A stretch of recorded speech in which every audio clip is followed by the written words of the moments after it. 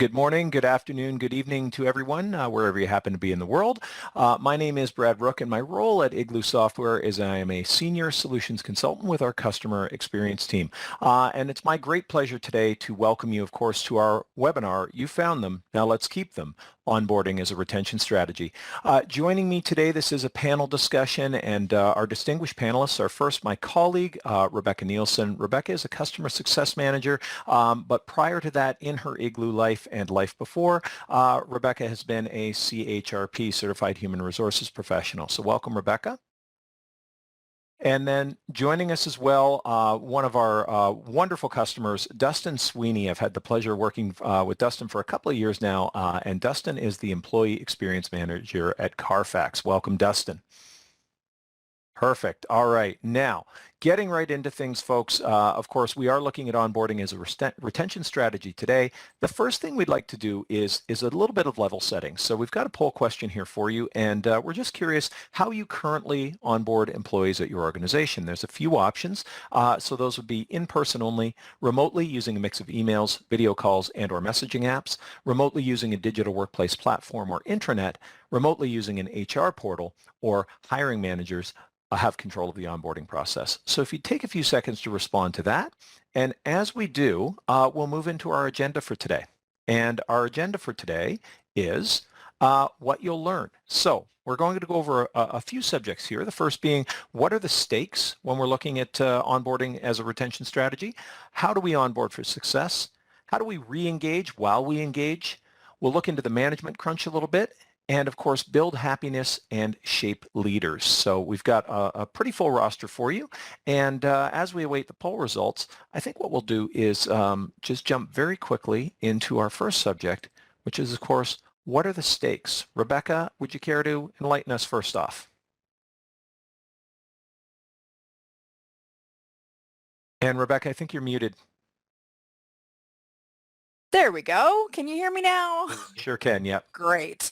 So given my background in talent acquisition and human resources, the first expectation that folks have when they join is they want to know what is expected of them in a new role. They want to know how to succeed. They want to know how to do the right thing. And so we really want to make sure that we are sharing the expectations of the employee as well as fulfilling their expectations. Another one is engagement. Engagement is something that happens continuously throughout the employee lifecycle, but when you are onboarding someone, you really want to get them engaged in your organization because it sets the tone for their working life with you at your corporation.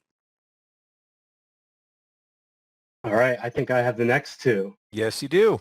All right, thanks, Rebecca, and thank you, Brad. So today we're also going to talk about retention. And with retention, we're focused on onboarding as the event that gives employees the confidence, the tools, and support they need, or it can also set the tone for a cycle of attrition. And lastly, we're going to talk about growth. And with growth, it's about the onboarding life cycles as the first place for employees to feel seen, gain fulfillment, and access resources to grow beyond their initial roles. Brad? Perfect. Thank you, Dustin. And just before we cycle into the next slide and our first subject, just to share the poll results, I think you're seeing them on screen, but nonetheless, just to speak to them, in-person only onboarding, 32% of respondents. The next highest category, remotely using that mix of tools, is 31%. So certainly you can see how our statistics are spread here. And I think this is a very nice segue into our first subject, which is going to be onboarding for success. Take us away, folks. Absolutely. So onboarding really is something that can set your employees and new employees up for success. The first impressions count. There's a psychological contract that a new employee signs with the person, with the company, that says, I'm excited to be associated with your employer brand. And that needs to continue through the onboarding process. A digital workplace is something that employers can have a brief window into giving the good impression to be able to ensure that this is a continuous process from what they've experienced pre-joining your organization to to your current organization and helps you to share your corporate values and mission and the goals for your new employees to have as they join your company. Yeah, and so I want to talk a little bit about our digital workplace, which is hosted by Igloo. Imagine that. It's called Foxnet. So Foxnet is named after our beloved spokesperson or spokes animal, the car fox, Foxnet, car fox. And one of our guiding principles is we want to set anyone down, including our newest hires, in front of Foxnet and have them be able to be immersed in our digital workplace or our virtual office, as we like to call it, and say, Carfax, I get it. You just understand it. You understand how all these pieces come together, and that can be really powerful for a new hire, where they fit into the grander scheme, whether they're a sales rep in the field or whether they're in HR, wondering, what the heck does do all these dealerships, how does all this work? And featured prominently on Foxnet is our playbook. So our playbook is our values. It spells out our values as a company. So we have this in each of our offices. We have a big chalkboard wall where everybody signs, but we also are developing this on Foxnet as a virtual chalkboard, if you will, for our remote employees to sign. And it's kind of a, you sign it, you're part of the culture, you start to get in it. And what's more important is the values on our playbook are played out within Foxnet. So you'll see mission driven and what that means. And as you're clicking through Foxnet, you're clicking through our digital workplace, you get to see these tenets, you get to see these values played out in real life. So whether you're a remote employee, like we hired so many during the pandemic, or whether, as we're starting to re-enter the office and have a more in-person onboarding, you get physically immersed in the culture. Either way, it's a great experience. You get to learn about the company and where you fit. This is fantastic, Dustin. And first off, yes, you have an Igloo digital workplace. Foxnet is an absolutely wonderful, immersive experience that really reflects your brand. Our friend the Car Fox here appears in a number of locations and really kind of epitomizes the organization's philosophy and culture. But really, the digital workplace itself is very much that immersive experience for those employees. And I love the point you made about the onboarding that you did during the pandemic. I think this was certainly spun the hiring world on its ear, because for so many organizations, Igloo included, when I was hired, Rebecca walked me from room to room in the Igloo offices and very loudly, thank you, Rebecca, introduced me to the assembled folks at their workstations. And it was a very cultural experience, because it said, we're here, we're Igloo, we're proud, we want to welcome you, that sort of thing, and gave a chance for me to say something about myself as well. And that was all taken away. And I think we learned a lot of lessons, one of them being that while we had a very nice hiring process already baked into our digital workplace, it became even more mission critical once we started looking, of course, at the removal of the physical employee from the work environment, but also in the knock-on effect from the pandemic, which has been a real hybridization of work from anywhere, those philosophies as far as things go.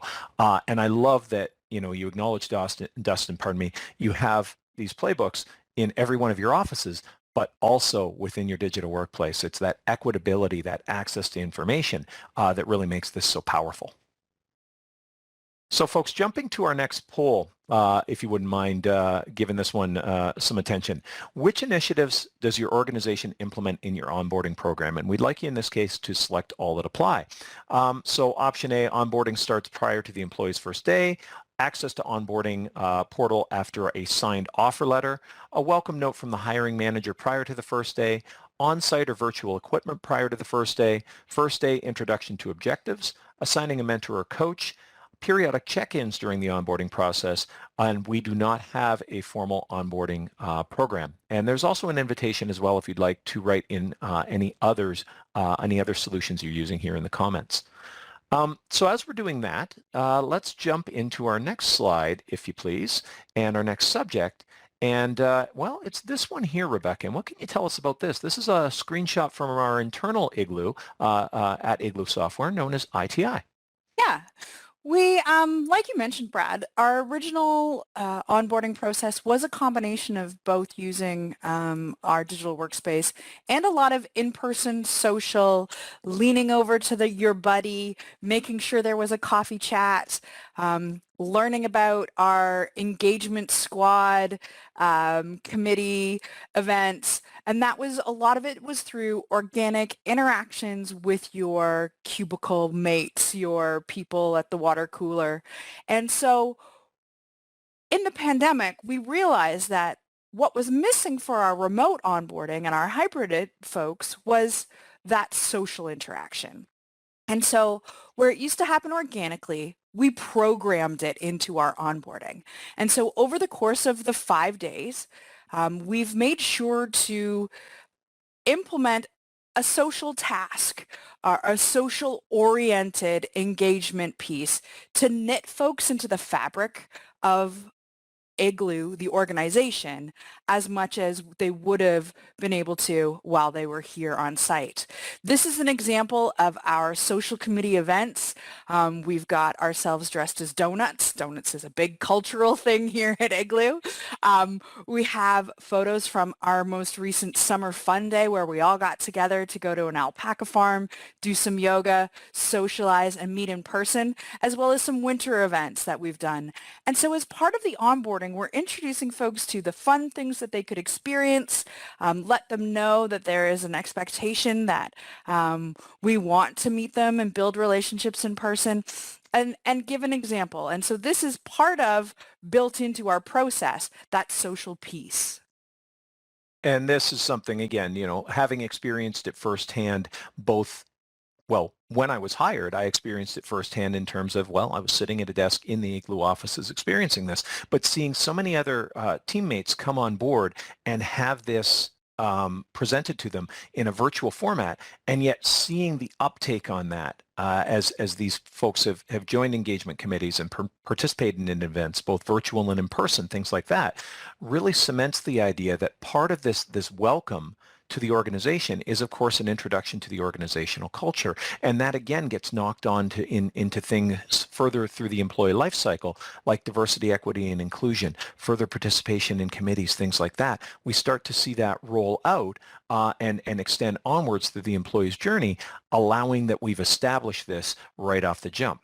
So speaking of establishing things right off the jump, which initiatives, going back to our polling question, just looking at the results here, onboarding starts kind of right away once the employee is in, 60%. We've got a number of dispersed options here, certainly. First day introductions is also one that's taking up a lot of the polling room here. Periodic check-ins. We're seeing a lot of good foundational pieces here, certainly. So good to see those results in the poll, and thank you folks for sharing. Moving to our next area, what we're going to look at next is our next subject, and that's re-engaging while you engage. So we've talked off the top about ensuring that our employees are engaged right from the start. Now we're going to look at that re-engagement. Tell me a little bit about what that means, please. Yeah, thanks, Brad. So, to kind of highlight this, I wanted to, and we've talked about this a little bit about kind of pre-COVID and during the pandemic and where we are now. And is actually pretty incredible. We launched FoxNet, our digital workplace, 2 weeks before COVID shut down our offices. So it was an incredibly timely thing. I'm really glad we were able to get it up before that. Of course, the next 2 years has really changed the way we work, and it's completely changed the way we think about our digital workplace, and our virtual office actually became our only office for 2 years. But our onboarding process pre-COVID was very much in person, as probably a lot of you experienced. Brad, you talked about a little bit, and that completely changed through the pandemic to an entirely virtual. And I alluded to this a little bit earlier, talking about our playbook. You know, immersing people in the culture, regardless of whether you're in person or you're virtual, super important. And we're hiring more remote employees than ever from the pandemic, and having them feel connected to the company, to Carfax. So the creating Foxnet and creating our digital workplace was a way to kind of re-engage the entire company. Our intranet before that was hosted by SharePoint. I'm not gonna say any more than that. Might be some diehard SharePoint folks out there, but it had so much information on it. It was incredible. We were able to strip it down to really the only things that we take matter. And so for our new hires, they were able to absorb that. And for our longest tenured employees, they're like, oh, it's so much easier to find the information that I need now. Like, oh, here's current, medical benefit information. This is vital to what I need. And instead of looking through something that might be years old and was never removed. So it was a really an opportunity for us to totally relaunch engagement at Carfax, but also the onboarding process.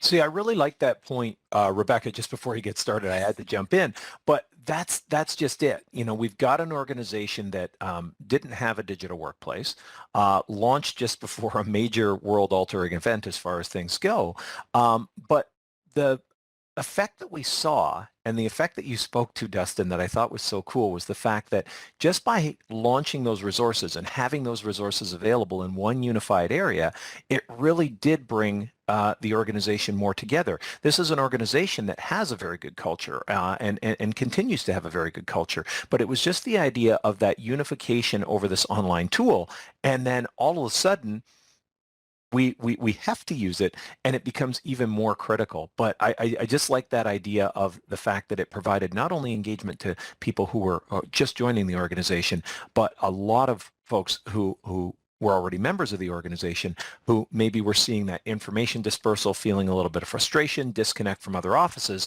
and now we have that means of connection. So thank you for that point, Dustin. Rebecca, sorry I cut you off. Go ahead. No, I was just about to expand on Dustin's point in the sense that this single source of truth really sets and level sets expectations. And so when going through major changes, be it a pandemic or a new quarter with new quota expectations or a new comp system or anything that HR may be rolling out, or even another department, there is an opportunity to have that like final single source of truth as the surfaced document, as the surfaced piece of information, as that searchable piece of information to reference back to. This inspires confidence in your current employees that the organization knows what they're doing. It also inspires confidence in your new employees that you folks are prepared to bring them on. By having that secure piece of single source of truth is something that is really beneficial in the understanding of an employee, that they feel secure and stable in a company. The other thing that's great is HR doesn't have to own it. I think this is something that we need to celebrate, that if there is a new IT policy, that IT can own it and IT can update it and IT can publish it, and people can get to it without it having to go through multiple layers. So it's stripping down to the things that, like Dustin said, was most important, but it's also empowering folks to find and be secure in the information that they're finding, that it is what the company is using currently. It is current.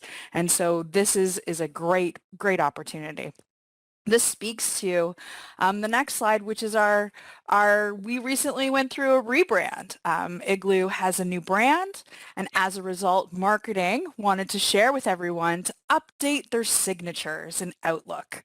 And so how do we do this? There is a knowledge base with an article that says, here is an Igloo email signature template. How this ties to onboarding is one of our onboarding tasks is to set up your Outlook and put in your branded Igloo email signature. Because the onboarding program points to this article, with the new brand, there was no updating for HR to go back and have to relink this. Marketing just updated with the new language, logo, colors, all of those wonderful things. And then they also sent it out to our current employees. So both current and new employees are referencing the same single source of truth, the same piece of information, so that if you happen to be sitting in an office next to somebody who is an experienced employee and they got an email about it, but it's in your onboarding, you're both going back to the same piece. And so that's a real wonderful place where we can show that there is a position to make sure that everybody's getting the same information and engaging and re-engaging with new and experienced employees. Well, and that just makes sense because we look at that element of frustration. We have someone who's joining an organization who's not familiar with the organizational policies, mores, whatever the case may be. And I love the fact that we can, again, I think I used the phrase earlier, but we can democratize that information by making it available to everyone. You also made a point that I really, really liked about ownership of the digital workplace. And in this case, a very, very sound point.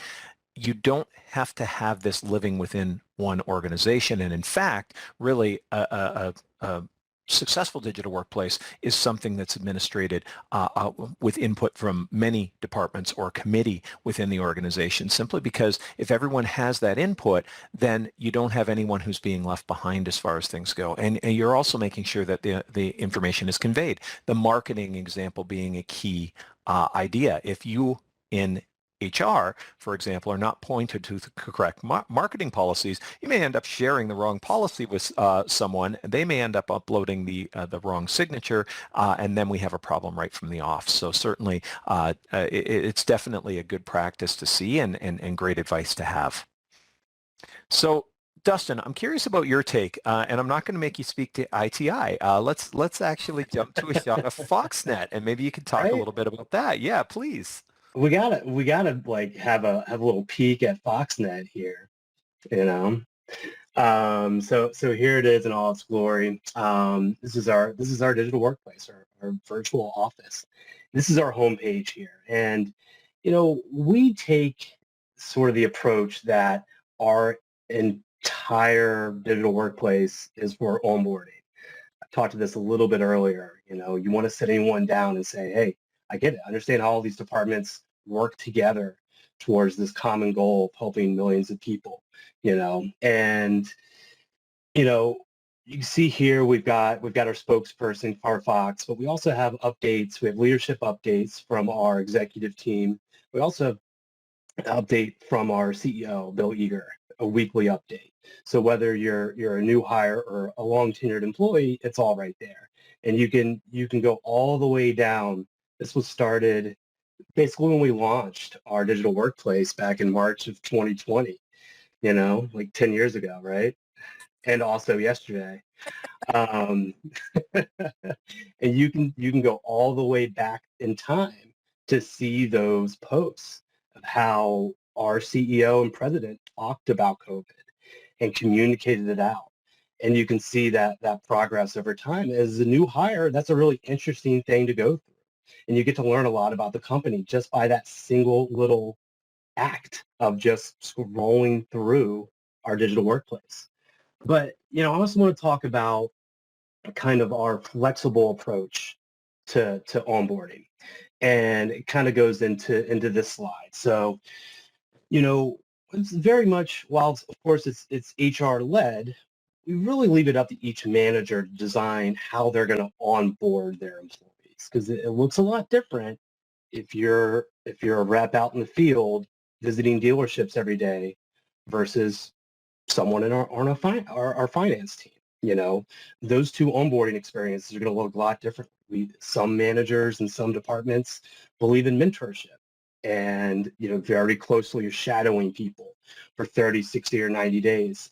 Others, you don't see that happening as much. So we allow each department, each team, each manager to onboard their employees the best way they need to. And this goes hand in hand with how we onboard managers. Give them all the tools they need to onboard their employees well. So when an employee steps into Carfax, they understand their role, they know how to win, they know how to succeed, and they can go out and do it. Yeah, here at Igloo, we actually have a corner of our digital workplace, which is a leadership corner, and in that we talk about the life cycle of an employee, and it's an opportunity for HR to create resources, but for the managers to self-serve so that they know without necessarily pinging or tapping someone on the shoulder, like, what do I do for the first week of my employee? I haven't hired anybody in 6 months. I haven't done this. Is there something new or something I've missed? Those things live in that leadership corner that we have. It's also an opportunity to remind them about goal setting and coaching and prompts even for what those weekly check-ins may look like over the course of, the first 3 to 6 months. Some recommendations of best practices so that there is some guidance in that. Managers, we want to set them up for success. We want them to set them up for being able to find it as needed basis rather than a once a year training for those managers on how to do something, but they may not use it for another 9 months. And so to know that that's living there, as well as provide the leaders with a bit of a career path as well, is really something that shows, I think, continuous engagement and retention, and to know if, as a new manager coming into an organization, going through onboarding, knowing that those resources are there for you when you do need them is something that is going to help keep them engaged and feel supported by management and HR, especially as a new manager.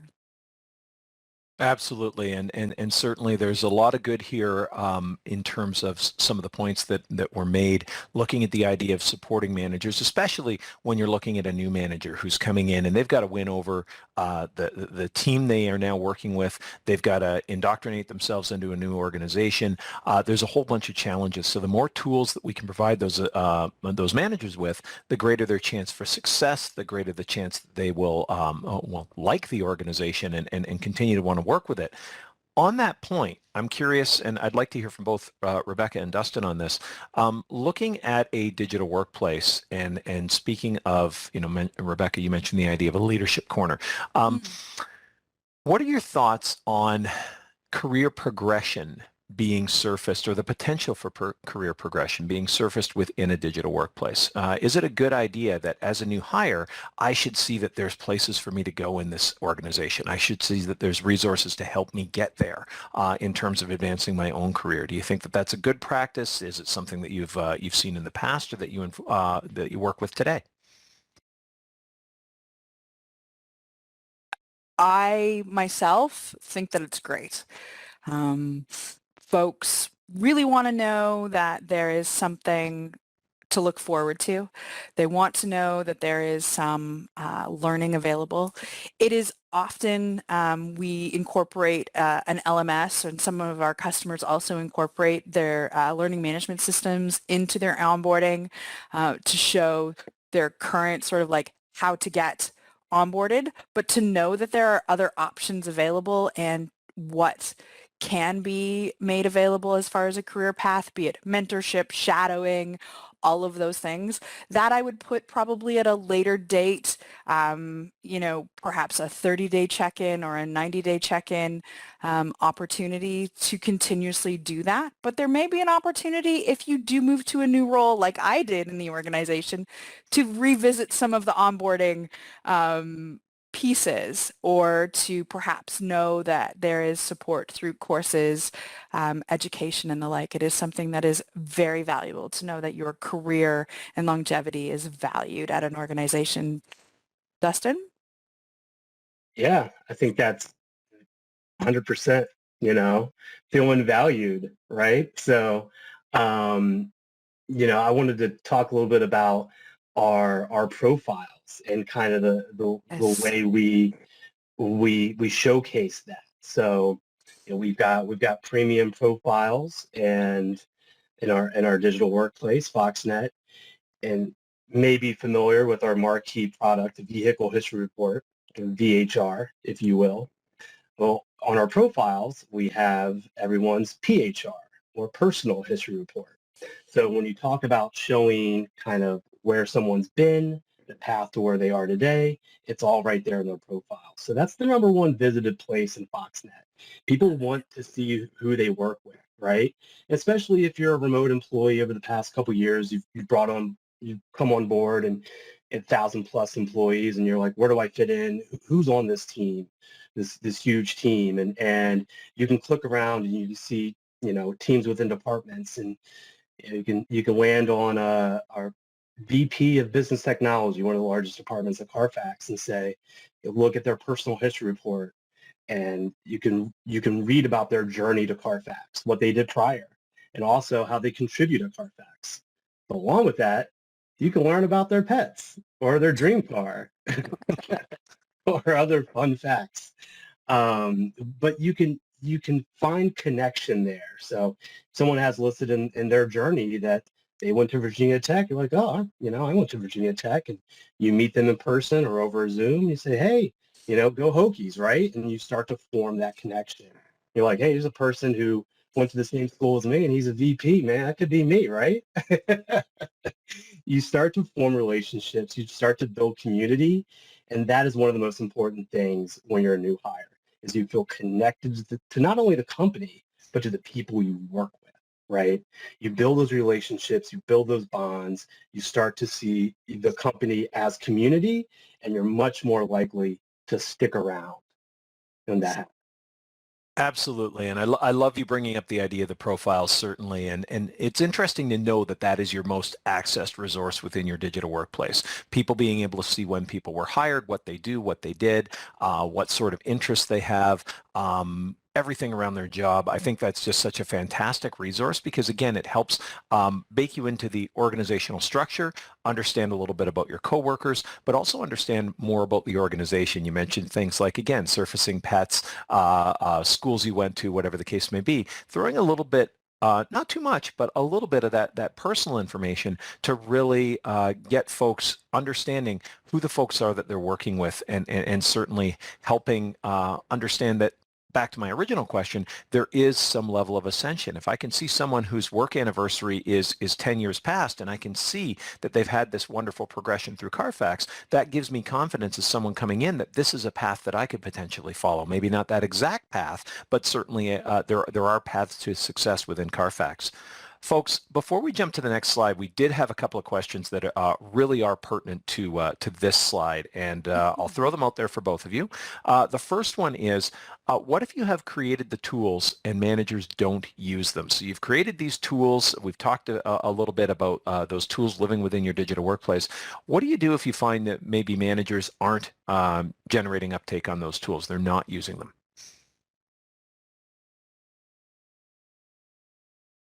Oh, I'll go ahead. Please, Dustin. I'll jump in on that. So I think it's important to, if you build it, they will come sort of thing, right? And you do have to train your employees where to access these materials, and you have to keep pointing them back towards it. And you do that over time, and you do it consistently, the less you'll have to do it. So, when we launched Foxnet, it was a big learning curve, right? Everything was new. Mm-hmm. But the good thing about using Igloo is it's extremely searchable. It's got essentially like Google built in, so you can type in medical plan blue, and that document is going to pop up. It's going to be right there. So whether it's kind of difficult to find or not, it's there, it's searchable. So we always redirect people, teach a man to fish, right? You push him back towards where the resources are, and you consistently teach to that. Yeah. So To build on that, champions. There Mhm. are folks that are, adopters, that are early adopters and really love being able to self-serve and find things, and those are the folks that you help to spread the word. So it's not just coming unidirectionally.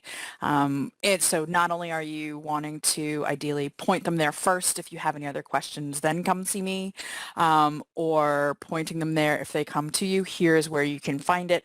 Bookmark it. Um, Here's something you need to bookmark within the digital workplace so you know where to go where that happens. But champions, and those are people who are either part of your steering committee, who have published those documents, who are excited about technology. They're the ones that are going to help be your eyes and ears, boots on the ground to help ensure that people are also getting out there. So it's not just coming from like one person or one department to say, here's where it is. Yeah. Well, and I think speaking from an application standpoint as well, and certainly we've got, the idea of champions, we've got the idea of the kind of passive redirection, that sort of thing. But we also can bring application tools to the floor. Rebecca, you mentioned one in the idea of bookmarking. We can bookmark resources for managers to access and ensure we have that. We can look at read receipts. We can have people actually signing off on the things that they've done, that sort of thing. Yeah. And we can get into tasking as well. We can actually have a list of tasks that managers have to complete that we can audit from our side as well. So just looking at the idea that certainly we don't want to get into, well, every action that you take within the workplace has to be quantified and checked off on a list. At the same time, if we're looking at those establishing some of those guardrails and of course passively reinforcing some of these tools, these are really key elements in ensuring that that process can take place. Jumping to our next question, and again, before we move on, how do you provide manager prompts on what they need to do through the onboarding journey? How do you prompt these folks? Rebecca, I'm going to ask you first. So we have them, we do training. It's not like there's no training here. There is leadership training here. But we also have them in a bit of a handoff between talent, having them sign the contract, to that space between them signing, the new employee signing the contract and that person starting, making sure that they're reviewing the pre-onboarding with an email that goes out to them that says, here are your expectations. Here's the link to the pre-boarding. Make sure you put in your meeting requests to ensure this. As well, each department is responsible on our end anyway, that if you join, say, our product division, that product group has their own series of things that they want their new product employee to do, whereas the corporate onboarding is what all employees are expected to do. And so it's a mix of both that first week. It is, some of it is we take care of the corporate, which is about half a day of programming, and then about half a day of programming on the departmental side. And so that is an expectation that they have that piece there, but they're warned / reminded / directed to the expectations of what needs to happen in that pre-boarding window, which is between, say, signature sign-off and the actual candidate becoming an employee on their first day. Thanks, Rebecca. Dustin, any other comments? No, that sounded great. I think you nailed it, Rebecca. I got nothing more to add to that. Well, thank you. And certainly, again, speaking from the application, as I'm wont to do, and we did show it a couple of screenshots back, but there's a bit of staggering. So when we think about prompts about what we need to do, we've actually got content laid out in a lot of cases in a tab format that says, this is what you need to do on day 1. This is what you need to do at the end of week 1. This is what you need to do at the end of day 30, that sort of thing. And by redirecting individuals to these pages, or by directing individuals to these pages and ensuring that we're employing things like read receipts, whatever the case may be, we're able to communicate to them that these are the resources we want you to access. This is the cadence at which we want you to do it. And then, of course, we can have those physical teams checking in as well. So as Rebecca mentioned, a little bit of the angel on your shoulder as far as things go there. Folks, thank you for accepting those impromptu questions. Let's jump to our last slide, and certainly the one I like as far as a philosophy goes. Build happiness, shape leaders. What can you tell me about this? So just to circle back, hiring and onboarding, we really want to define success.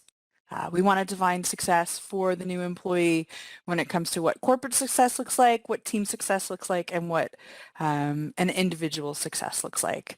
And so we want to ensure that we're hitting those engagement opportunities.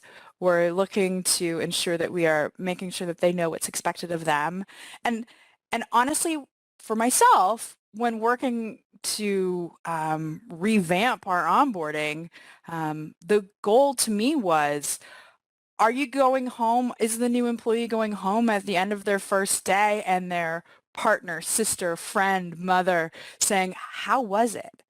We want that response to be exciting. I know what I'm going to be doing this week. I've met some really nice people. I think I'm going to like it. That is the goal, I think, for onboarding, because that's the feeling that we want folks to have. Yeah, I think that is exactly right, Rebecca. I mean, that feeling that you belong, that feeling that you're just excited to be there, that is so important, right? Talk about our new hire orientation a little bit. Again, something that we had to shift to virtual over the pandemic. We used to fly everyone in here to our headquarters in Northern Virginia. Didn't matter where they were across the country. They came to our headquarters for 3 days to get immersed in the culture, and we had to figure out how to do that virtually through the pandemic. And that's all about getting connected to our mission, understanding how all of these pieces fit together to help the consumer, and but also to build that connection with one another. I was hired in August of 2018, and we still have a Slack group for our onboarding class. It's like our graduation class, right? We have this like little group of us that started in the same month, the same year, and you form these bonds. And whether it was in person and you're forming these bonds, or virtually, you're building community, you're building happiness, right? I would say too that to know that the company that has hired you is expecting you and is prepared for you and is excited for you to join. Having a well-organized onboarding system, be it through in-person meetings or bringing folks in, or hybrid through a digital workplace, or another series of things, really helps to make sure that that person feels valued, and is excited to be part of the organization. And I've been through a number of onboarding in my life. I've been, sat down and given a binder and a coffee and said, read these things and we'll see you in 2 days. Not the best first impression. And so to be able to build in corporate mission and values, expectations, engagement, and make some friends, I think is really what's going to help set up an employee to really want to stay with an organization. Well, I think that's what it really comes back to. Certainly the whole idea, again, I've been a big advocate of Igloo's onboarding process since I was onboarded. And it's not just because Rebecca took me from room to room shouting things about how I've been to Scotland and all sorts of fun stuff like that. It was really more the understanding that the onboarding process was simple. And I don't mean that in a bad way. I mean that it was easy to access. It was easy to follow. It was easy for me to see who Igloo were culturally. It was easy for me to see what my role and my job was. And that was really cool because actually I was the first one in my role. Mine was a newly developed role. So I was getting baked into the organization, learning about my specific department, learning about the organization, but also really taking seeds from everything that had been presented to me and thinking, how do I formulate this into my new role? What does what does a solutions consultant at Igloo look like versus what I did in my past life, that sort of thing. So certainly it gave me the confidence I needed to move forward, both in a brand new position and with a brand new organization. So, Rebecca running around yelling about me was kind of fun as well. Folks, we did have a question from the audience, is it possible to set notification templates via email for blogs, microblogs, for certain teams types of communication? One look for CEO comms versus another look for people and culture comms. So looking at notification templates specifically, really looking at more those email notifications, not within the emails themselves, but what we can look at in terms of templating. That's what Igloo is really based on, the idea that we have templates that allow you to set up pages, spaces, channels that really speak to who you are as an organization, and indeed who your various departments are. I've seen examples where the organization is either spread across multiple geographies in, for example, the U.S., or Canada, or where we have a multinational organization. And while pages can follow a certain template, it does allow for us to see, based on either job function or based on how the organization is dispersed, there's a sense of ownership and a sense of differentiation versus different roles, and of course different spaces, geographic or philosophical within the organization, based on, for example, departments. Rebecca, Dustin, any other thoughts? I'm kind of curious. This is bringing us to the end of the presentation where I show our contact information and final slide. Did you folks have any other final thoughts? I think for me, the final thought is just that we want to make sure that all the hard work that has gone into sourcing, selecting, and finding talent, as well as training talent as they join the organization, does not go to waste. It's a disruptor when folks leave, and so there's a relief when new folks join, and so to be able to get them embedded, excited, and then productive is really something that is a real point of business that can often be overlooked, and so in an effort to reduce churn and to reduce the work. If we do it right the first time, we won't have to do it again. And so this is where onboarding is a very pivotal point, I think, in an employee life cycle. Yeah, I think it's really well said, Rebecca. And, I really like what you said earlier about employees feeling valued. I think that's just super important. And, you've got an opportunity here in the first 30, 60, 90 days to have a big influence on an employee's career. And a lot of times that can set their trajectory right from the start of whether they say, all right, I got a year, or I love this company. I'm in, I'm in. I'm here. I love it. Let's go. And that's what you want. You want to build that excitement. And I've said it before, but building community, and they feel attached to the mission. They know what they're doing and how it impacts the company. And again, to your point, Rebecca, feeling valued. So yeah, Rebecca, you're way smarter at this than I am, but I hope,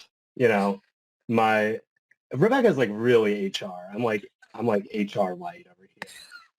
I hope I was able to add some value to this personally. Dustin, you absolutely were. I'm looking at the Q&A. I'd just like to make a last invite for anyone to enter any further questions you have. But in the meantime, Dustin, I'd like to thank, first of all, you and the great folks at Carfax for allowing you on today.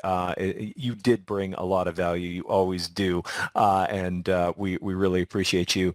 I'd also like to thank Rebecca Nielsen, my co-host, for joining us. And certainly I love the presentation. Thanks very much for your opinions, the knowledge that you bring, and very pleased to have worked with you on this.